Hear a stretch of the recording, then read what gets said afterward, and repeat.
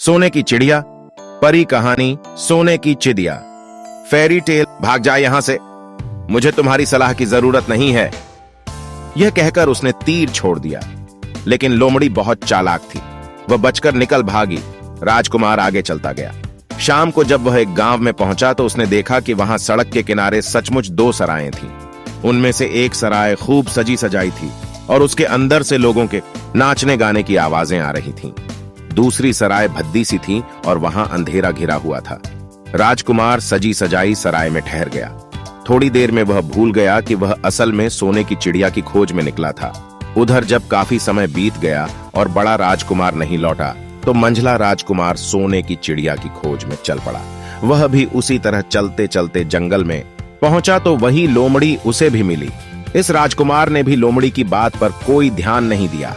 जब वह शाम को उस गांव में पहुंचा तो बड़े राजकुमार की तरह सजी सजाई सराय में ठहरा। वहां के नाच रंग में मस्त होकर वह भी अपना काम भूल गया। यहां तक कि उसे घर लौटने की भी सुध न रही। अंत में सबसे छोटे राजकुमार ने राजा से कहा कि मैं सोने की चिड़िया की खोज में जाऊंगा। राजा को विश्वास था कि जब उससे बड़े दोनों राजकुमार इस काम में सफल नहीं हुए तो इसे और भी सफलता नहीं मिलेगी। लेकिन उसके जिद करने पर राजा ने उसे इजाजत दे दी। छोटा राजकुमार तैयार होकर सोने की चिड़िया की खोज में निकला। जंगल में उसे भी लोमड़ी मिली। राजकुमार ने लोमड़ी की बात को ध्यान से सुना और लोमड़ी से कहा, ठीक है, तुम जैसे कह रही हो मैं वैसा ही करूंगा। अब तुम जाओ, मैं तुम्हें नहीं मारूंगा। इस पर लोमड़ी खुश होकर बोली, तुम सबसे अच्छे लड़के मालूम होते हो। तुमने मेरी बात का मजाक नहीं उड़ाया और मुझ पर तीर नहीं चलाया। मैं तुमसे खुश हूं और तुम्हारी मदद करूंगी।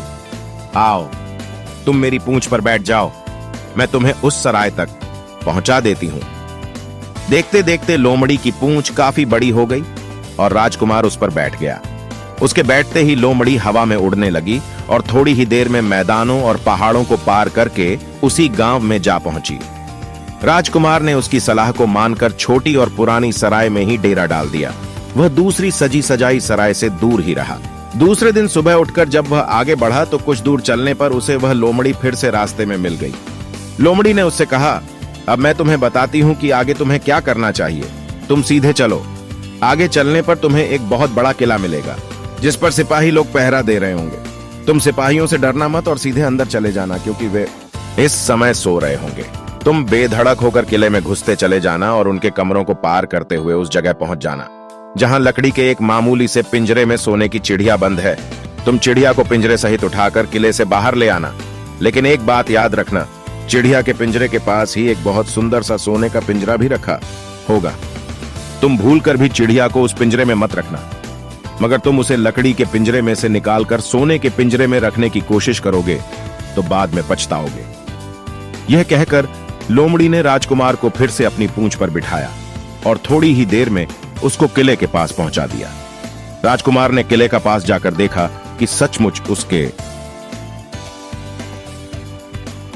कहानी का अगला हिस्सा सुनने के लिए हमारे YouTube चैनल पर बने रहें।